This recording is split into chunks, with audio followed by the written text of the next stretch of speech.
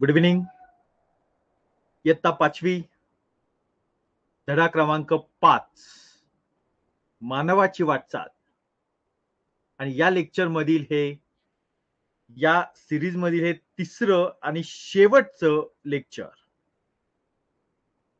की ज्यामध्ये आपला हा धडाही संपेल आणि सोबतच 6 माहीचा जो सिलेबस आहे तिथपर्यंतचा भाग आपला पूर्ण होईल. स्क्रीन शेअर करतोय.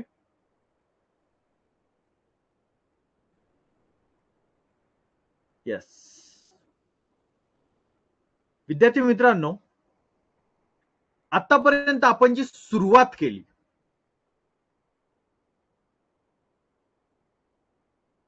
त्यामध्ये सुरुवातीला हे पाहिलं की मानवाची वाटचाल नेमकी कशी झाली, तर एप वानरापासून सुरुवात झाली. या एप वानराच्या नंतर पहिला टप्पा आला प्रगतीचा, तो म्हणजे होमो हॅबिलिस, म्हणजे हातांच्या बोटांचा कुशलतेने वापर करणारा मानव. त्यानंतर आपण पाहिला तो म्हणजे होमो इरेक्टस, ताठ कण्याचा मानव. आणि त्यानंतर आपण पाहिला तो म्हणजे होमो निअँडरथल, अर्थात शक्तिमान मानव. आणि यानंतर पुढे आपण वळत आहोत ते म्हणजे चौथ्या टप्प्याकडे, अर्थातच होमोसेपियन. होमोसेपियन, होमो म्हणजेच मानव आणि सेपियन म्हणजेच बुद्धिमान. बुद्धिमान मानवाला होमोसेपियन असं म्हटलं जातं. याला युरोपमध्ये एका वेगळ्या नावाची ओळख आहे आणि ती म्हणजेच होमोक्रोमॅनॉन. खास युरोप पुरती ही ओळख आहे.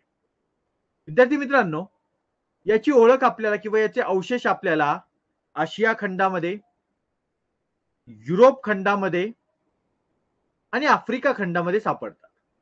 तुम्हाला जाणवलं असेल पहा, होमो हॅबिलिस फक्त आपल्याला आफ्रिकेमध्ये सापडतो.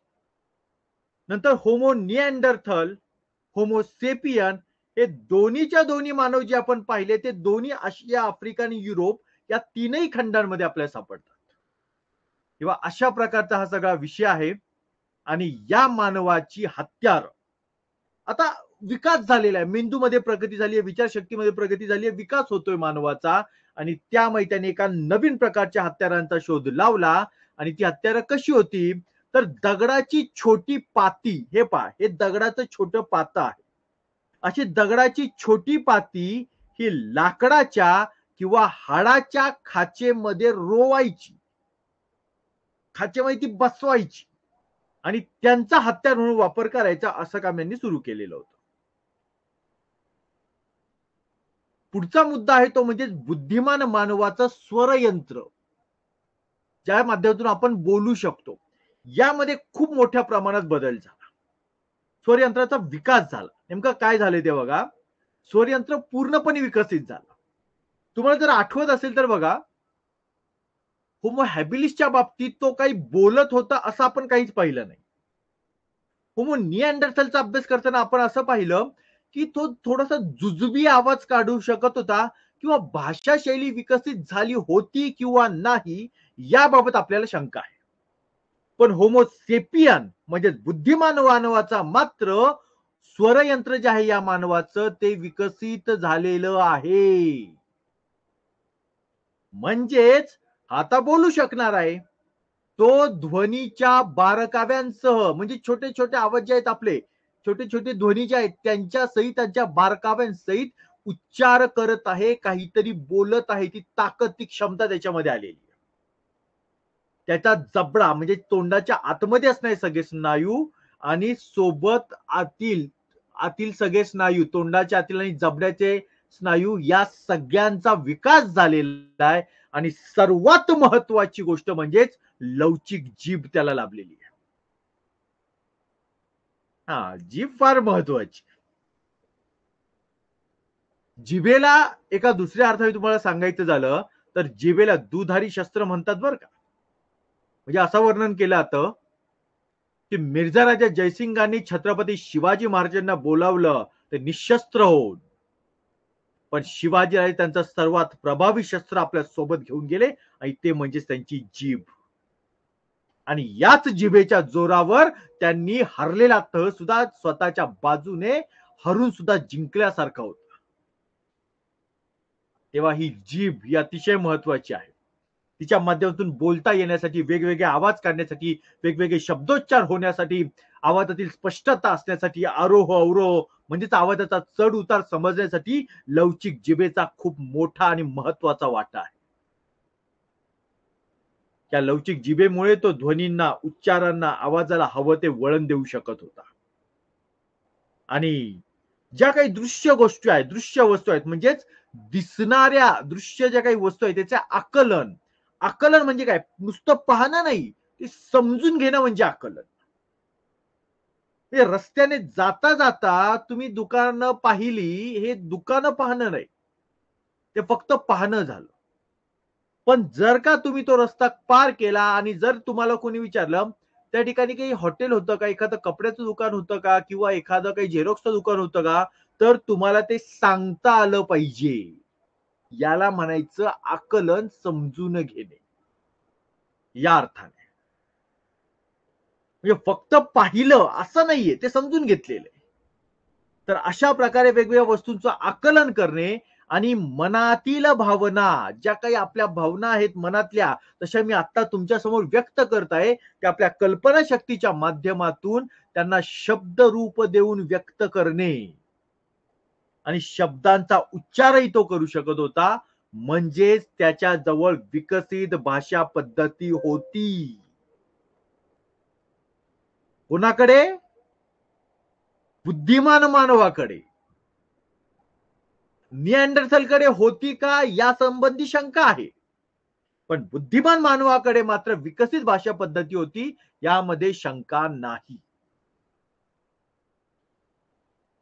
प्रत्यक्ष निरीक्षण, तो काय करायचा? पाहायचा, निरीक्षण करायचा आणि स्वतःची कल्पना शक्ती वापरायचा आणि त्या आधारे त्याने चित्र काढायला सुरुवात केली, चित्रकलेला सुरुवात केली. पहा एक चित्र, हातांचे ठसे आहेत, किती सुंदर अशा पद्धतीने. बघा ना, तो कुठला काळ आहे ज्या काळात रंग नाहीये, त्याला काय करावं लागलेलं आहे? हातांचा ठसा ठेवलेला आहे, तो पांढरा रंग, तो लाल रंग, ते बाकीचे काही काळा रंग, याच्यासाठी त्याला कुठून तरी कोळसा गोळा करावा लागलाय. कुठेतरी लाल रंगासाठी एखादी लाल रंग असणारी एखादी माती, लाल रंगाची माती वापरली असेल. कुठे पांढरा रंग आहे तर धोत्र्यासारखं फूल घेऊन त्याचा काहीतरी रस तयार करण्याचा प्रयत्न केला असेल. अशा काहीतरी गोष्टी करून त्याने हे चित्र तयार केलेलं आहे. हे चित्र हजारो वर्ष टिकून आहे. ही त्याची कल्पना शक्ती पहा, ताकद पहा त्याची. आता एवढे सगळे हात का काढले त्याची आपल्याला कल्पना नाही, पण त्याच्याकडे चित्रकलेची शैली विकसित झाली हे मात्र आपल्याला दिसून येत आहे. साधारणतः अशा पद्धतीचे चित्र तुमच्या पुस्तकामध्ये सुद्धा आहे, पाठ्यपुस्तकात. याच्याशिवाय आणखी एक चित्र पहा. मी माझी स्क्रीन थोडी बाजूला घेतो. हे बघा, दिसून येत आहे एका प्राण्यावर. आता हा घोडा नाहीये बरं का, हे समजून घ्या. घोड्याचा शोध किंवा घोडा जो आहे तो भारतामध्ये आर्य संस्कृतीच्या काळामध्ये आलेला आहे आणि तो इराण मधून आणण्यात आलेला आहे. हा घोडा नाही, हा एक प्राणी आहे. त्याच्यावर एक राजासारखी ही व्यक्ती बसली आहे. हे पहा, एक वेगळ्या पद्धतीचं तुम्हाला इथे काम केलेलं दिसतंय आणि बाकीच्यांना जसं काम दिसत नाहीये. पण हे पहा, समोरचा हा प्रमुख घोडा, हे त्याच्या मागचे काही घोडे आणि हे माग सैन्य तुम्हाला दिसतंय आणि सगळ्यांच्या हातामध्ये काहीतरी शस्त्र असल्यासारखं दिसत आहे आणि हे सगळे जण पुढे चाललेले आहेत. इथे पहा, इथे कुणीतरी विरुद्ध दिशेला तोंड करून आहे. येते लक्षात? म्हणजे कदाचित हा एखाद्या तत्कालीन त्या बुद्धिमान मानवाच्या काळामध्ये झालेल्या एखाद्या लढाईचा, युद्धाचा प्रसंग तर इथे वर्णन केलेला नाहीये. होऊ शकतं, पण अशा प्रकारे हे चित्र वर्णन केलं जाऊ शकेल याची कल्पना आणि ते निरीक्षण हे या मानवामध्ये विकसित झालेलं होतं आणि त्यासोबत तो काही वस्तू बनवू लागला होता. कोणत्या वस्तू बनवत होता? गंमत बघा, हे पहा, एका प्राण्याच्या हाडाला इथे ही 4 छिद्र पाडलेली आहेत हा बासरी सारखा भाग दिसतोय का रे तुम्हाला? येस. मातीपासून एखादा माणूस तयार केलेला दिसतोय का? चित्र काढण्यासाठी जशी तुमची कलर पेटी असते तशा प्रकारे वेगवेगळे रंग ठेवण्याची ही साधनं तयार केली तुम्हाला दिसत आहेत का? या वेगवेगळे वाट्यांसारखे पदार्थ, वाट्यांसारखे भाग, चाकासारखा भाग दगडी आहे त्यामुळे आपण त्याला सध्याच्या काळातलं जोतं म्हणू शकतो. कवटी आहे. हे पहा, हा हार बघा किती वेगळ्या पद्धतीचा आहे. शिंपला आहे, शंख आहे, काही शरीराच्या अवशेषांचा हा भाग आहे. सुळेदात, हे पाही दाढ, यांच्या माध्यमातून हार तयार केलेला आहे. दिसतंय किती वेगवेगळे प्रकार दिसत आहेत. अशा प्रकारे हे वेगवेगळे पदार्थ वेगवेगळ्या प्रकारचे या माणसाने तयार केले. मग याला का बुद्धिमान म्हणू नये? त्याचा तो अधिकार आहे. त्याला बुद्धिमान आपण म्हटलंच पाहिजे, जरी आपल्या आधीच असला तरी सुद्धा. आणि याच्यानंतर पुढचा टप्पा म्हणजेच होमोसेपियन सेपियन, म्हणजेच प्रगत बुद्धीचा मानव, बुद्धिमान मानवापेक्षाही पुढचा टप्पा. हे पहा, एप वानर, ठीक आहे. होमो हॅबिलिस, हे पहा झुकलेला कणा, हा बोटांचा कुशलतेने वापर करत होता. होमो इरेक्टस, ताठ कण्याचा मानव. होमो निअँडरथल, शक्तिमान मानव. उंचीकडे जाऊ नका, कदाचित त्यांनी मांडता रचना पण थोडी पुढे मागे झाली असेल, पण शक्तिमान मानव, त्यानंतर बुद्धिमान मानव. आणि बुद्धिमान मानवाने अशा पद्धतीने स्वतःच्या जीवनामध्ये बदल केला की त्यामुळे होमोसेपियनला आपल्याला दुसरं नाव द्यावं लागलं पुढच्या टप्प्यात, होमोसेपियन सेपियन. याचा अर्थ बुद्धिमान नाही, प्रगत बुद्धीचा मानव. आणि हा कसा आहे तर पहा, ठीक आहे, हेच आता मी तुम्हाला सगळ्यांना सांगितलं. हा कशा प्रकारचा आहे तर याचा मेंदू आणखी विकसित झालेला आहे. त्याच्याकडे वैचारिक क्षमता आलेली आहे, त्याच्यामध्ये मेंदूची क्षमता वाढलेली आहे, त्याच्यामध्ये आकलन क्षमता जी आहे त्याची ती वाढलेली आहे. आणि या मानवाने याच्या आधारे काय केलंय ते पहा. त्याला आणखी एका महत्वाच्या गोष्टीचा अभ्यास सुरू झालेला आहे, लक्षात घ्या. इथे तुम्हाला काहीतरी दिसतंय, काय रे? त्याला म्हणतात डीएनए. म्हणजे बघा, तुम्ही तुमच्या आई आणि वडील या दोघांचे गुण एकत्र घेऊन जन्माला येतात. तुमची चेहरेपट्टी एकासारखी असते, तुमची देहयष्टी शरीर यष्टी त्यातल्या एकासारखी असते, तुमचा चेहऱ्याचा रंग त्यातल्या एकासारखा असतो. समजा एक घरामध्ये वडिलांना टक्कल पडत असेल लवकर, तर या मुलांना सुद्धा लवकर कमी वयात टक्कल पडण्याची शक्यता आहे. तुमची उंची त्या दोघांवर अवलंबून असते. होतं काय, ज्यावेळी बाळाचा जन्म होतो त्यावेळी आईकडून येणारे अशा प्रकारचे काही डीएनए आणि वडिलांकडून येणारे काही डीएनए हे अशा रीतीने एकत्र येतात आणि याच्यातून तुमचा डीएनए तयार होतो. हा डीएनए म्हणजेच जनुकशास्त्र, अनुवंशिकशास्त्र. अनुवंशिकतेचा अभ्यास करणार हे जनुकशास्त्र. डीएनए म्हणजे जनुक,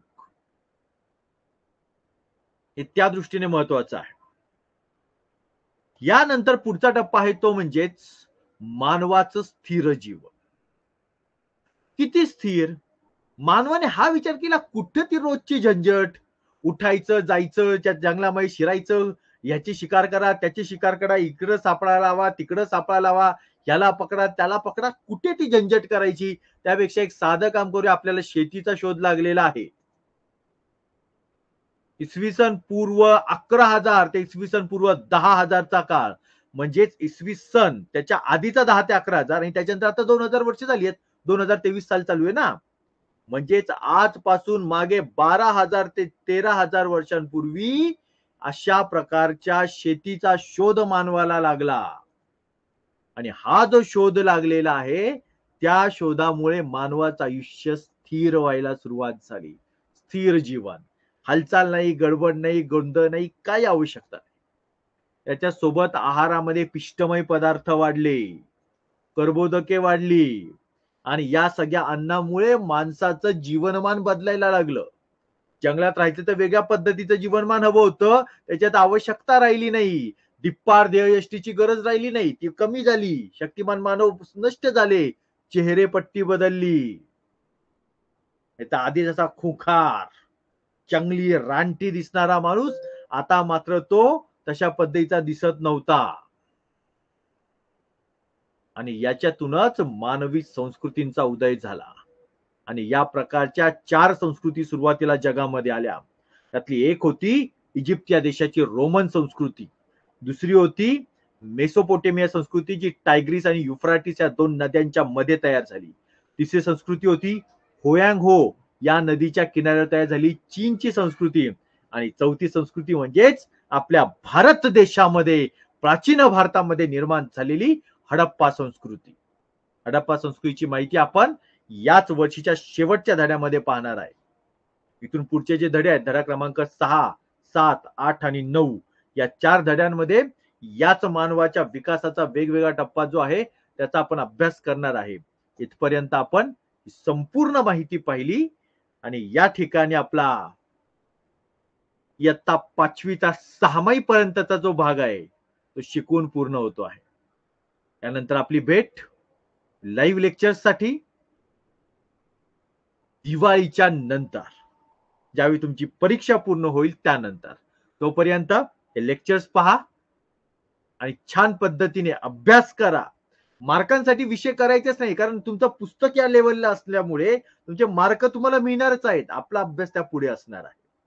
तेव्हा अशा प्रकारे अभ्यास करा आणि इतिहास हा तुमचा आवडता विषय होऊ द्या. दुसरी एक महत्वाची गोष्ट, जर सरांनी एवढे कष्ट घेतले, एवढी मेहनत घेतलेली आहे, तर थोडं मित्रमैत्रिणींना, भाऊ बहिणींना सांगा, पोचवा इतरांपर्यंत, तर ते केल्याचा फायदा होईल. ठीक आहे. नाहीतर मला तसा एक विद्यार्थी झाला तरी पुरेसा आहे, पण थोडासा त्याचा प्रसार होणं आवश्यक आहे. चलो, धन्यवाद. Thank you very much. या ठिकाणी आपलं हे लेक्चर संपत आहे. इथे मी जरा काही शंका कोणाची असतील तर विचारून घ्या. त्यासाठी मी चॅट बॉक्स ऑन करतो. अच्छा, आज 2च जण आहेत. हो सर, मला हिस्ट्री खूप आवडीचा सब्जेक्ट आहे. व्हेरी गुड देवानंद, छान. ठीक आहे, मी एक काम करतो, इथे माझा मोबाईल नंबर लिहून ठेवतो, म्हणजे नंतर समजा एखादा विद्यार्थी नंतर जॉईन झाला आणि त्याकडे नंबर नसेल तर अडचण नको रेकॉर्डेड लेक्चर पाहताना. 90 28 255 408. येस. चलो, थँक्यू व्हेरी मच. काही शंका असेल तर विचारून घ्या. निधी शेख आहे माझा सुद्धा. ओके ओके, छान, गुड बॉईज, व्हेरी गुड. बरं, लेक्चर्स आवडले ना? आता मी इतर इयत्तांचा विषय सुरू करेल, कारण 6वी ते 10वी सर्वांचंच पूर्ण करायचं. आजचं लेक्चर काही फार मोठं झालं नाही, छोटासाच मुद्दा होता. ठीक आहे. चलो, thank you very much. Good bye. Bye bye.